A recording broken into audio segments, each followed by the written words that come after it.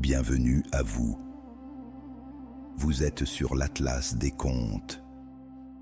Un voyage à travers les histoires et légendes du monde entier. Pour se détendre, se relaxer et s'endormir profondément.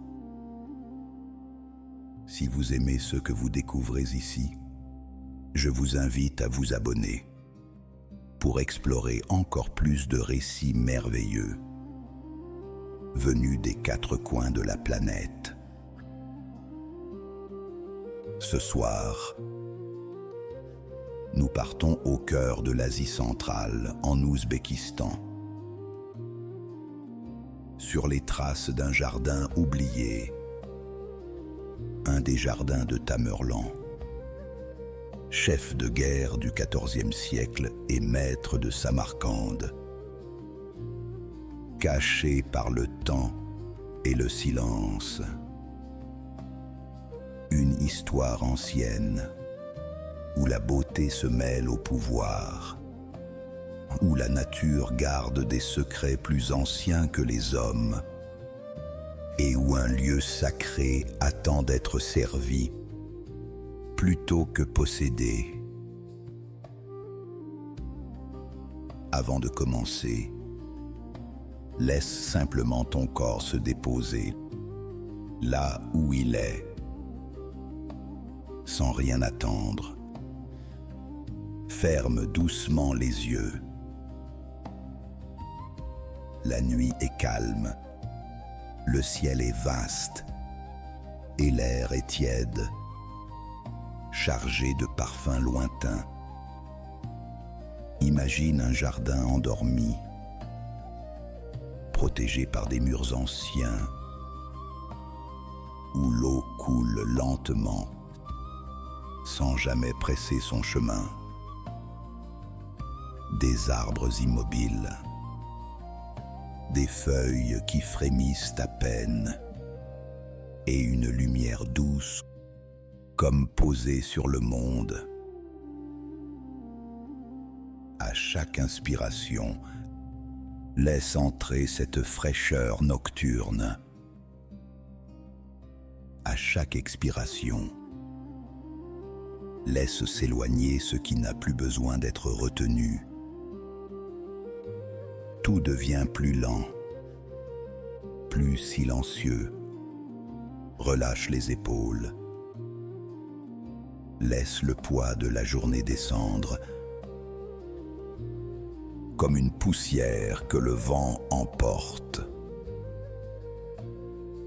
Respire calmement, encore une fois, puis laisse-toi glisser au cœur des jardins cachés de Tamerlan. Le bazar de Samarcande respirait comme une bête chaude, odeur de cumin, de cuir tanné et de poussière d'abricots secs. Les dômes bleus au loin attrapaient la lumière et la rendaient en éclats, comme si le ciel s'était brisé sur la ville. Amir avançait entre les étals, son sac serré contre lui. Il avait 22 ans, des mains de lecteur plus que de guerrier, mais dans sa poitrine quelque chose frappait avec la même cadence qu'un tambour ancien. Il venait d'entendre pour la 3e fois en une semaine le même nom soufflé à demi-mot par des marchands qui se croyaient discrets. Le jardin, celui de Tamerlan. À chaque fois, le récit changeait. Un mur qui se déplaçait, une source qui chantait, des arbres qui se souvenaient, mais le noyau restait. Une oasis façonnée par le conquérant, cachée pour que la beauté survive au sang. Il rentra avant la tombée de la nuit dans la maison basse où sa grand-mère vivait, à 2 rues d'une mosquée dont le minaret surveillait tout, même les secrets. Assise près du brasero, elle tressait des herbes sèches. Ses doigts semblaient connaître des prières oubliées. Quand Amir posa sur la table un vieux fragment de carte acheté au bazar, elle s'immobilisa. « Où as-tu trouvé ça ?» Il haussa les épaules, trop vite. « Chez un marchand de livres. C'est une copie sans valeur. » Elle caressa le papier comme on caresse une cicatrice. Une copie, oui, mais d'une main qui a vu. Le silence prit la pièce. Puis, comme si la nuit lui déliait la langue, elle lâcha une phrase qu'Amir n'avait jamais entendue. « Ton grand-père est mort pour un jardin qui n'existait pas. » Amir sentit son estomac se contracter. Il n'avait presque pas connu son grand-père. Une photo jaunie, un regard trop sérieux et des histoires interrompues. « Tu ne me l'as jamais dit. » La grand-mère souffla sur les braises. « Je te l'ai dit 1000 fois, sans les mots. Les mots attirent les oreilles. » Elle se leva, ouvrit un coffret de bois, en sortit un petit seau de métal terni, un cercle, 4 traits, un motif d'étoile au centre. « Ceci appartenait à ton grand-père. Il jurait que le seau ouvre une porte. Il jurait aussi que d'autres le cherchaient. » Amir sentit le métal froid peser dans sa paume. Le motif vibrait presque, ou bien c'était son pouls. Qui le cherchait?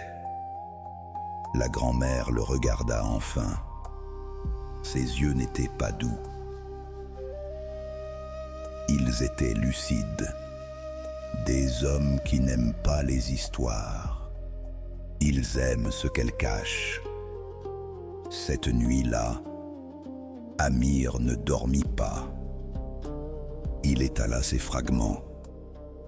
Cartes fanées, notes de manuscrits, copies de calligraphie.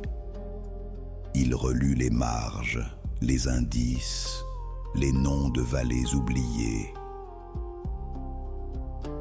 Et entre 2 lignes, il remarqua une répétition qu'il n'avait pas vue. Une même constellation dessinée au-dessus d'une même phrase, sur 2 documents différents, séparés par un siècle. Comme si quelqu'un avait laissé un fil. À l'aube, il fit son sac, pas pour une promenade, pour une rupture.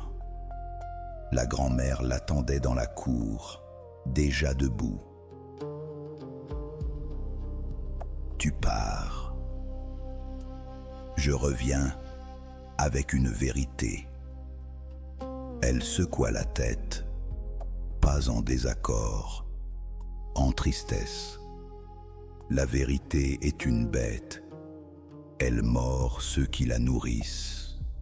Avant qu'il franchisse le seuil, elle attrapa son poignet. Écoute-moi, Amir. Si tu trouves le jardin, ne crois pas que tu l'as mérité parce que tu l'as cherché. On ne mérite pas les lieux sacrés, on les sert. Il voulut répondre, mais un bruit, au bout de la ruelle, des pas, trop réguliers. 2 hommes passaient, lents, comme s'ils cherchaient une maison sans demander. Leurs yeux glissèrent sur Amir, sur son sac, sur le coffret qui dépassait. La grand-mère referma la porte d'un geste sec. Maintenant, pars vite. Amir sortit de Samarcande comme on sort d'un rêve qu'on a peur d'oublier. Au dernier pont, il se retourna. Les dômes brillaient encore. Mais il avait l'impression qu'une ombre s'était accrochée à ses talons. Les jours suivants furent un long frottement contre le monde. Le désert d'abord. Une mer de poussière blanche. Des pierres qui coupent. Un soleil qui ne pardonne rien. Puis les steppes, où l'herbe rase chante sous le vent comme des milliers de lames fines. Amir marchait tôt, se cachait aux heures mortes, buvait en économisant sa gorge. Au troisième jour, il trouva la première chose qui ne devait pas être là. Une empreinte délicate, presque circulaire, comme celle d'un animal léger, mais trop régulière, trop dessinée. À côté, une seconde empreinte identique, un pas, deux pas, une direction. Il suivit. Le paysage se plia en couloir entre deux collines. Le vent y portait une odeur impossible.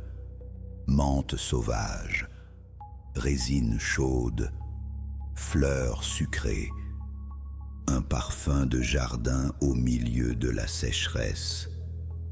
Et au fond, une silhouette de pierre, des statues rongées, des vignes qui grimpaient comme des serpents, une porte brisée, une ruine qui refusait de mourir.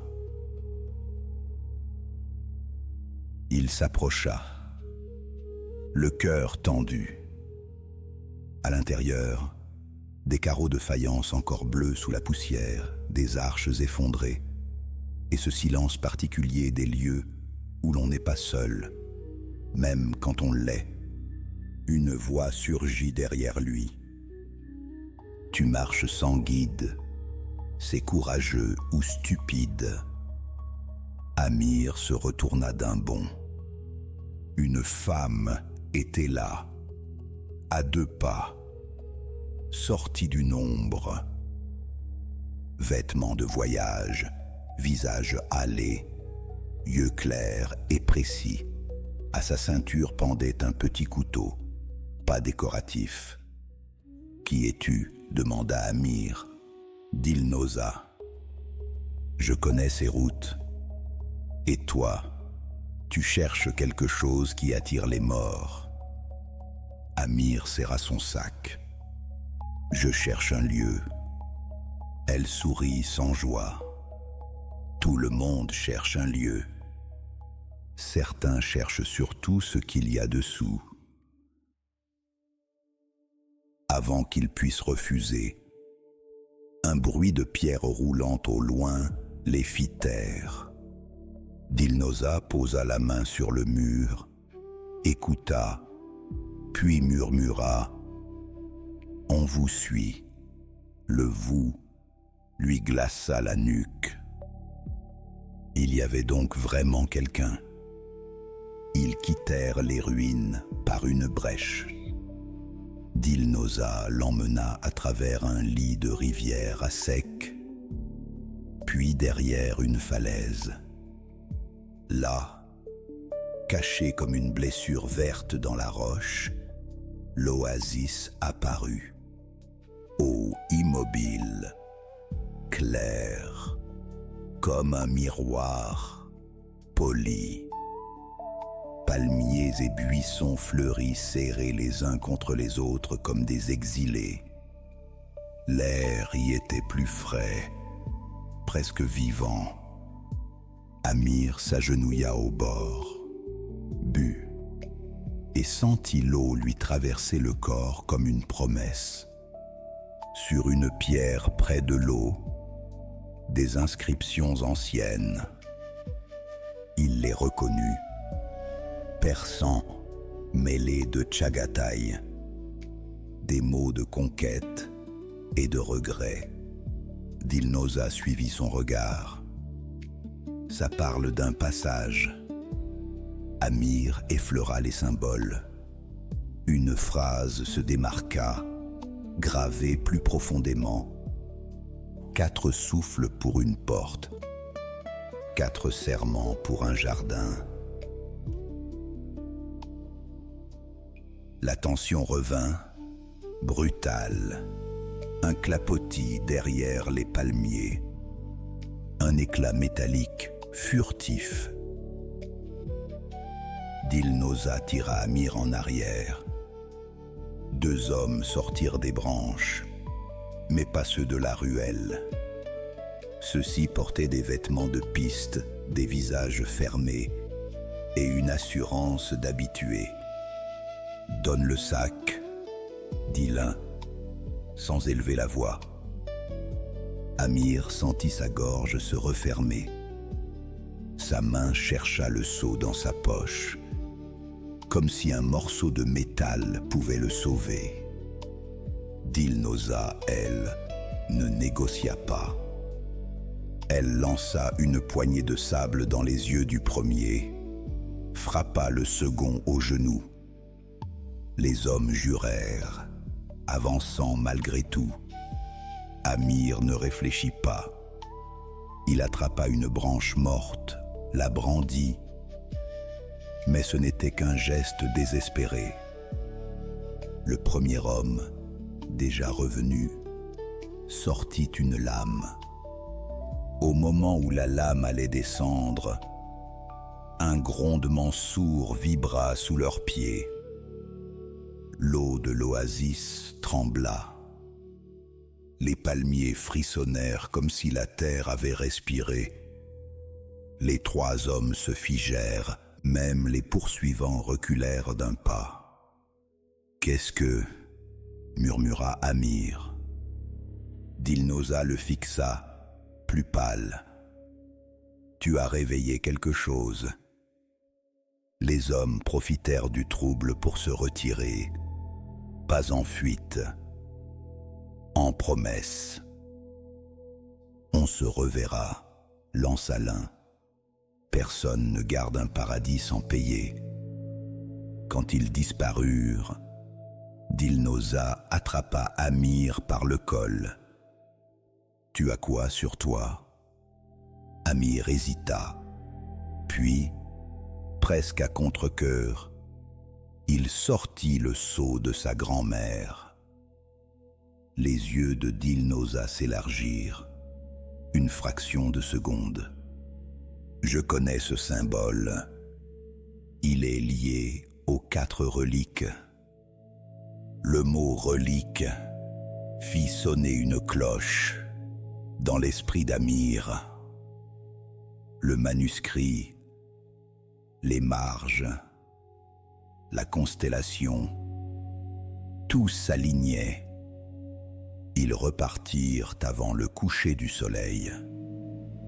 Le lendemain, ils atteignirent un palais en ruine, ancien domaine d'un descendant de Tamerlan. Les murs étaient éventrés, mais des mosaïques subsistaient, comme des fragments de ciel piégés dans la pierre. Dans une chambre à demi ensevelie, Amir trouva ce qu'il n'osait plus espérer. Un manuscrit, page fragile, encre brune, écriture serrée.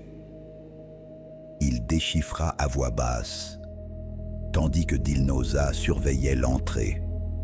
Le texte décrivait un jardin caché conçu comme un paradis terrestre, mais surtout, il mentionnait 4 artefacts: terre, eau, air, feu, destinés à sceller et révéler l'âme du lieu.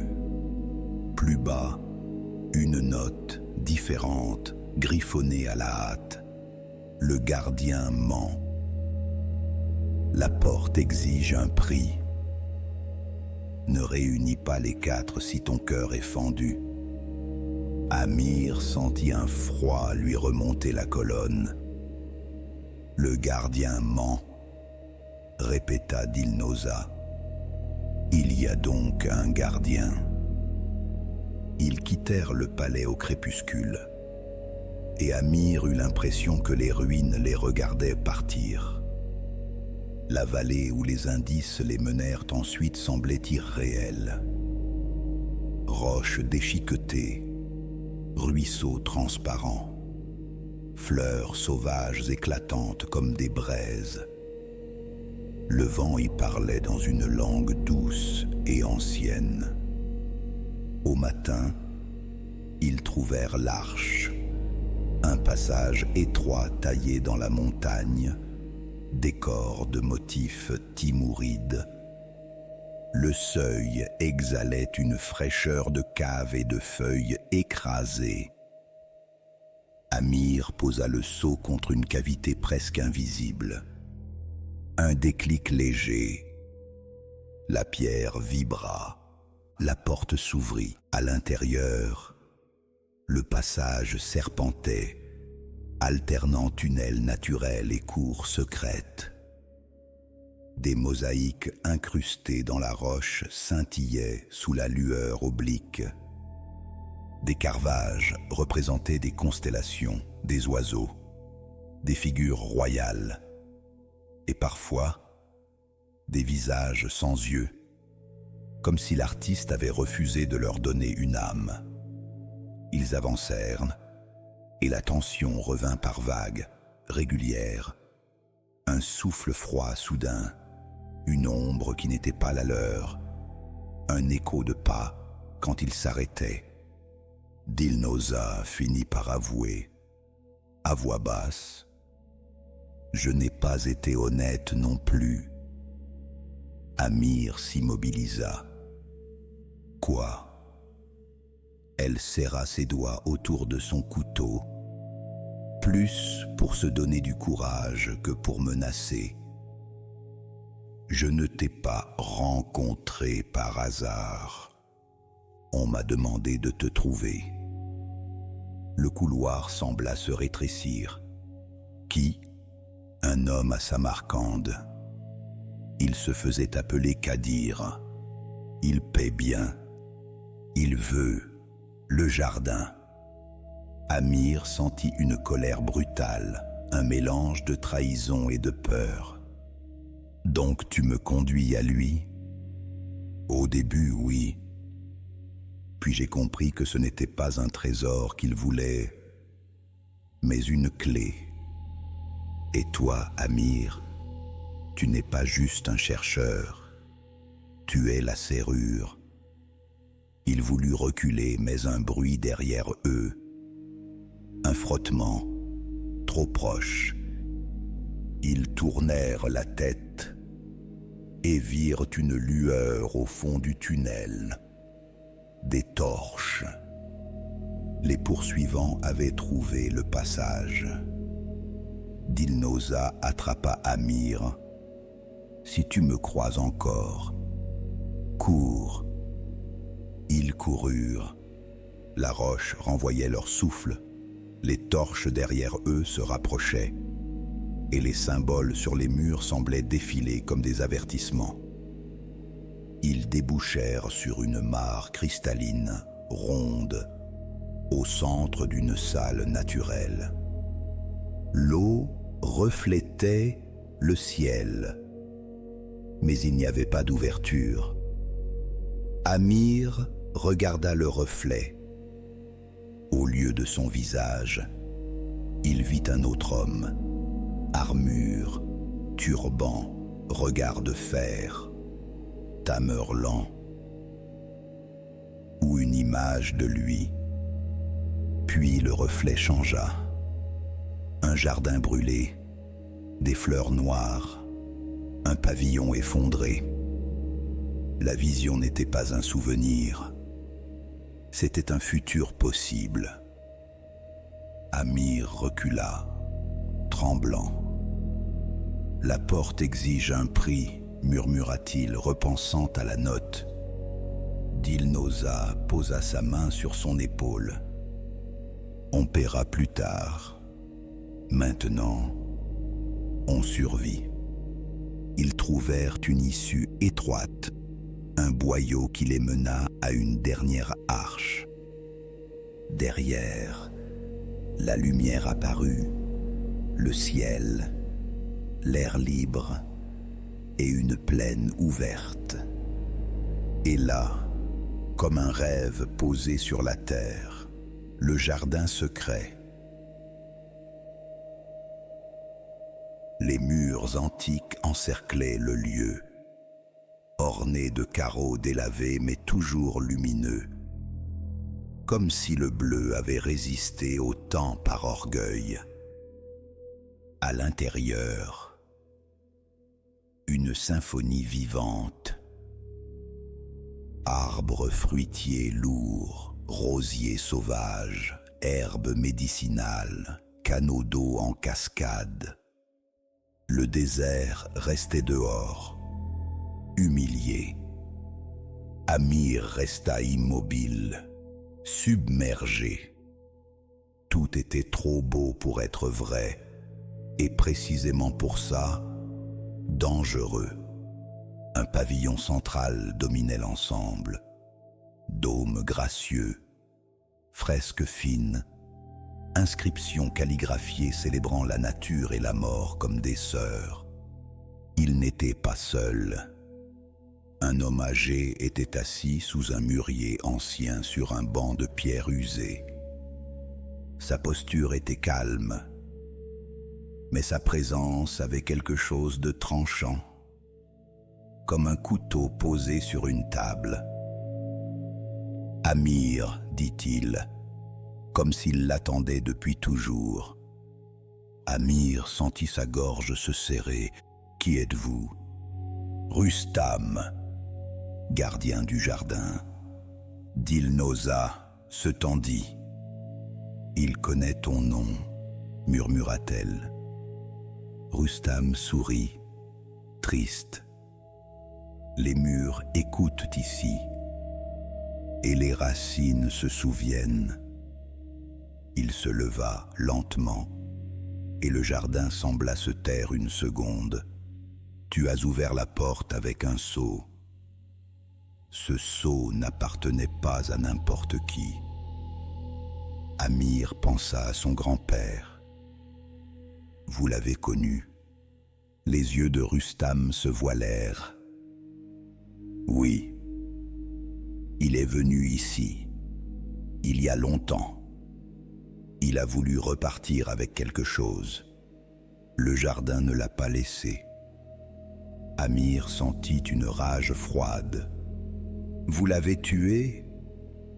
Non, dit Rustam. C'est plus cruel. Il s'est tué lui-même, en croyant qu'on peut posséder ce lieu. Le mot « posséder » s'accrocha au cœur d'Amir comme une écharde. Il voulait protester, mais une partie de lui comprenait. Le jardin n'avait pas l'air d'un coffre. Il avait l'air d'un être. Rustam désigna la mosaïque au sol, au centre du pavillon. 4 emplacements, un pour chaque élément. Tu sais pourquoi tu es venu ? Les reliques, elles sont encore là. Mais les réunir, ce n'est pas un jeu. Chaque relique révèle une partie de toi, et ce que tu refuses de voir te dévorera. Un grondement lointain résonna comme un rappel. Les poursuivants. Amir inspira. Alors dites-moi où elles sont. Rustam le fixa longtemps. Je te guiderai, mais pas pour t'aider, pour te tester. Ils entrèrent dans un labyrinthe de pierres à l'ouest. Les chemins semblaient changer quand on détournait le regard. Les buissons exhalaient une odeur d'humus et de fer. Au centre, sous un arbre si vieux que ses racines avalaient la roche, Amir trouva une boîte ornée. Lorsqu'il l'ouvrit, une pierre d'obsidienne reposait là, lisse et noire, traversée d'une lueur interne. Au contact, la terre parla, pas avec des mots, mais avec des sensations. Amir vit des cavaliers, des villes prises, des cris. Il sentit aussi des mains qui plantent, qui irriguent, qui réparent. La conquête et le soin, liés par la même violence. Il vacilla. Rustam murmura: « Tamerlan a détruit pour bâtir. La terre ne juge pas, elle absorbe. » Amir serra l'obsidienne et sentit un dilemme s'enfoncer. Peut-on honorer un héritage sans excuser ses crimes? À l'est, les canaux chantaient. L'eau glissait sur des carreaux polis, tombait en filets fins, alimentait des bassins où flottaient des lotus. Dans un renfoncement, près d'un étang miroir, Amir trouva un flacon de cristal rempli d'une eau si pure qu'elle semblait contenir une lumière liquide. Au contact, l'eau lui projeta des souvenirs qui n'étaient pas les siens. La grand-mère jeune, courant dans une ruelle, serrant un enfant, lui, contre sa poitrine. Un homme derrière elle, essoufflé, son grand-père. Puis des ombres, des hommes, un seau arraché, un cri étouffé. Amir haleta. Elle m'a menti toute ma vie. Rustam répondit impitoyable. Elle t'a protégé. L'eau garde ce qu'on noie, mais elle ne l'efface pas. Dilnoza, à côté, murmura. Ton grand-père a donc vraiment eu le jardin, et il a tenté de le quitter. Amir sentit une vérité s'imposer. Sa quête n'était pas une aventure neuve, mais la répétition d'une fracture familiale. Au sud, des terrasses ouvertes sur l'horizon. Le vent y circulait comme une pensée rapide. Les oiseaux semblaient plus proches, comme si le ciel descendait. Au sommet d'un belvédère, une amulette d'argent pendait dans une alcôve, gravée de symboles célestes, ornée de petites plumes. Quand Amir la prit, une brise violente souffla, presque intelligente. Elle lui montra Dilnoza enfant fuyant un village brûlé, puis Dilnoza adulte, acceptant de l'argent de Kadir, puis Dilnoza, maintenant, hésitant entre sa mission et sa conscience. Elle ferma les yeux, honteuse. « Je ne suis pas héroïque, dit-elle. Je suis juste fatiguée d'avoir faim. » Amir sentit sa colère se fissurer. Il comprit le piège. L'air offre la liberté, mais la liberté peut être une excuse pour abandonner les autres. Il rendit l'amulette à son cou, comme un pacte. Alors choisis, Dilnoza. Pas pour moi, pour toi. Elle inspira, et dans ses yeux passa une décision. Je te choisis, et je choisis de ne plus fuir. Au nord, une cour isolée baignait dans une lumière dorée. Au centre, une flamme perpétuelle tremblait sans se consumer, comme une colère patiente. Dans une niche, un pendentif de rubis pulsait d'une chaleur intérieure.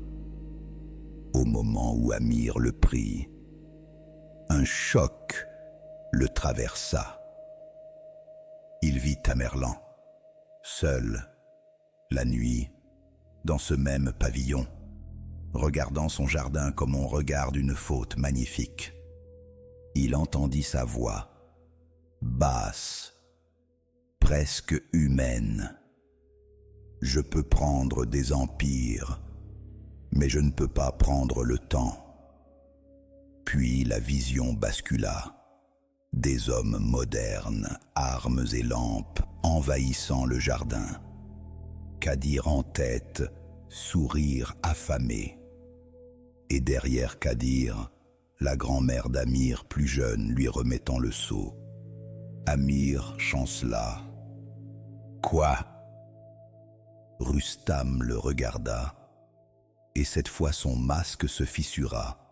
« Ta grand-mère a déjà choisi ce jardin plutôt que toi. Pour te sauver. Pour le sauver, les deux ne vont pas toujours ensemble. » Le feu révéla ce qu'Amir refusait. L'amour peut trahir, et la trahison peut être une forme d'amour. Un cri retentit au loin. Des voix. Les poursuivants entraient dans le jardin. Trop tard, souffla Dilnoza. Kadir apparut entre les arbres, accompagné de ses hommes.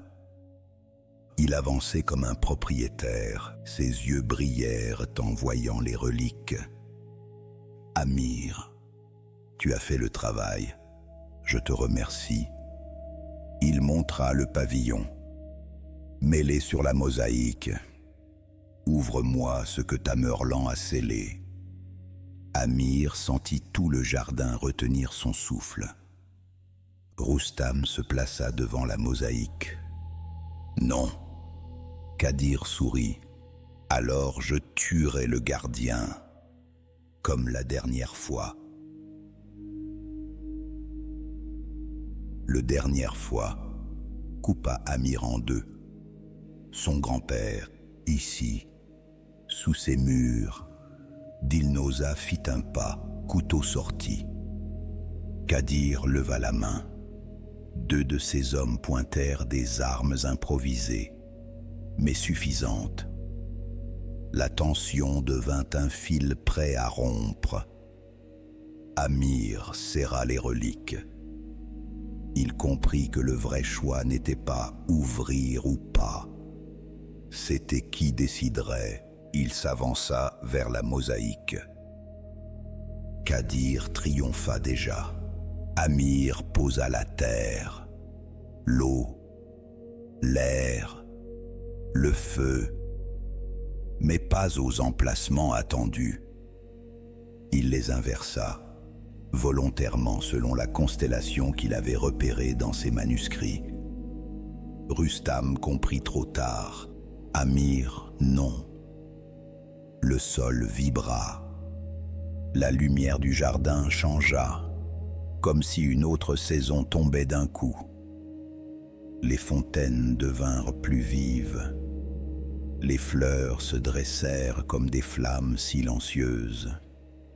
Et les murs projetèrent des visions. Mais ce n'était pas la gloire de Tamerlan. C'était sa honte.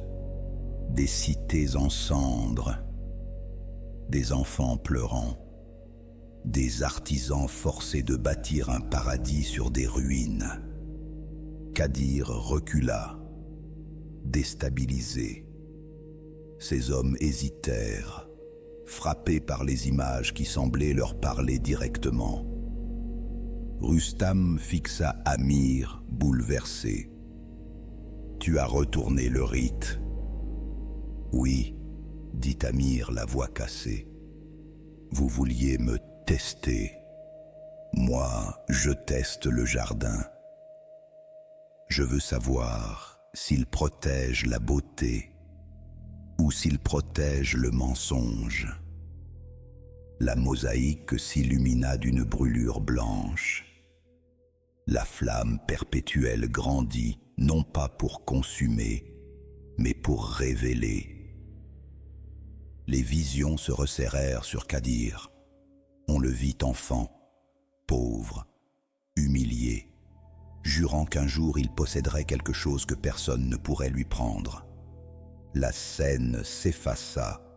Kadir hurla, comme si le jardin lui arrachait un secret. « Arrête !» cria-t-il. « Arrête ça !» Mais le jardin n'obéissait pas. Il n'obéissait à personne. Les hommes de Kadir commencèrent à reculer, paniqués. L'un tomba à genoux. Un autre lâcha son arme. Kadir, lui, se jeta vers Amir. Dilnoza intercepta lame contre lame. Ils luttèrent. Kadir était plus fort. Dilnoza glissa, faillit tomber. Amir sentit le feu pulser et comprit. Le jardin ne tue pas. Il met face à soi. Et certains préfèrent mourir plutôt que se voir. Il arracha les reliques de la mosaïque. La lumière vacilla, comme une respiration coupée. Le jardin redevint jardin, mais l'air gardait une odeur de cendre et de vérité. Kadir, tremblant, recula. Ses yeux n'avaient plus de faim. Ils avaient de la peur. « Tu crois avoir gagné ?» murmura-t-il. « Le monde viendra, avec des cartes, des drones, des lois. Tu ne peux pas cacher un paradis éternellement. » Amir répondit plus calme qu'il ne se sentait. « Je ne le cacherai pas, je le protégerai autrement. » Kadir partit brisé, suivi de ce qui lui restait d'homme. La menace, pourtant, ne disparut pas. Elle s'éloigna, promettant de revenir sous une autre forme. Quand le silence retomba, Rustam s'assit comme si les siècles lui retombaient sur les épaules. « Tu as fait ce que je n'ai jamais osé, » dit-il. « Tu as forcé le jardin à regarder sa propre histoire. » Amir serra les reliques. « Et maintenant ?» Rustam leva les yeux vers le mûrier. « Maintenant, le prix. » Amir sentit la note du manuscrit revenir. « Ne réunis pas les quatre si ton cœur est fendu. »« Quel prix ?» demanda-t-il. Rustam répondit avec une douceur terrible. « Le jardin te prendra ce que tu refuses de lâcher. » Amir comprit alors ce qu'il avait gardé malgré tout. Son désir d'être celui qui découvre, celui qui prouve, celui qui triomphe. Il regarda Dilnoza. Elle était blessée mais debout. Elle le regardait comme on regarde une porte qu'on n'a pas encore osé franchir. Il regarda Rustam, un homme qui avait gardé un paradis comme une prison. Amir posa les reliques dans un coffret de pierre au pied de la mosaïque, là où elle devait dormir. « Je ne veux pas être un héros, » dit-il. « Je veux être un gardien, pas un propriétaire. » Le jardin sembla exhaler. Une brise traversa le pavillon. Les fleurs frémirent et, dans ce mouvement, Amir sentit quelque chose se dénouer en lui, comme un nœud qu'on ne savait même plus porter. Rustam sourit, épuisé. « Alors tu es prêt ?» Les semaines suivantes, Amir ne rentra pas. Il resta. Il apprit les rythmes du lieu. Quand tailler, quand laisser pousser, quand écouter les murs. Dilnoza resta aussi, d'abord par nécessité, puis par choix. Elle devint ses yeux sur le dehors, sa lame quand l'ombre s'approchait.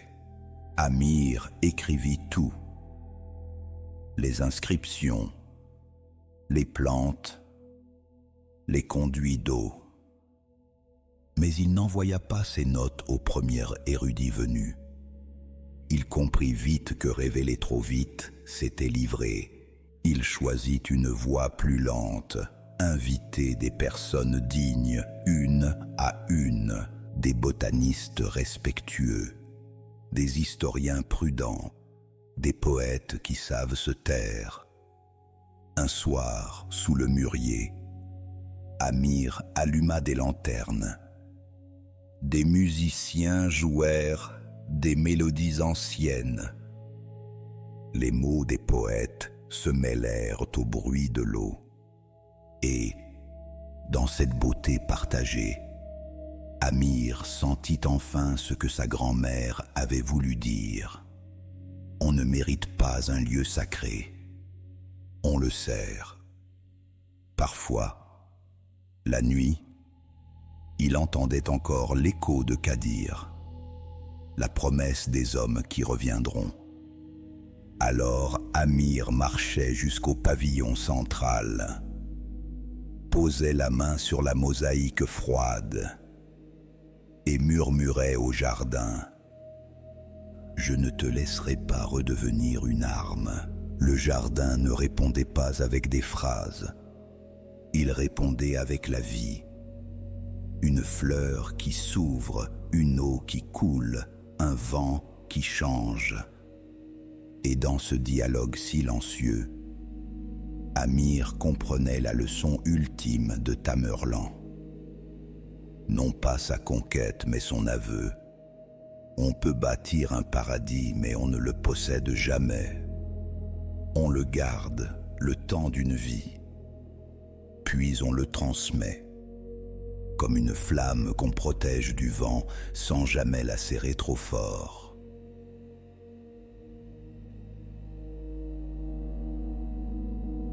Alors que la nuit s'étend doucement sur les terres anciennes d'Asie centrale, que les jardins se referment dans le silence et que l'eau continue de couler, hors du temps, laissez résonner en vous ce calme profond, né de la nature et des histoires que le vent n'a jamais cessé de porter.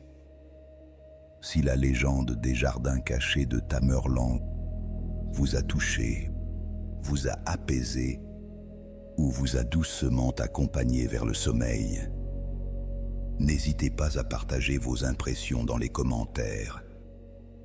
Si ces voyages nocturnes à travers les légendes du monde vous apaisent, abonnez-vous à la chaîne et activez les notifications pour ne manquer aucun nouveau conte raconté à la lueur de la nuit.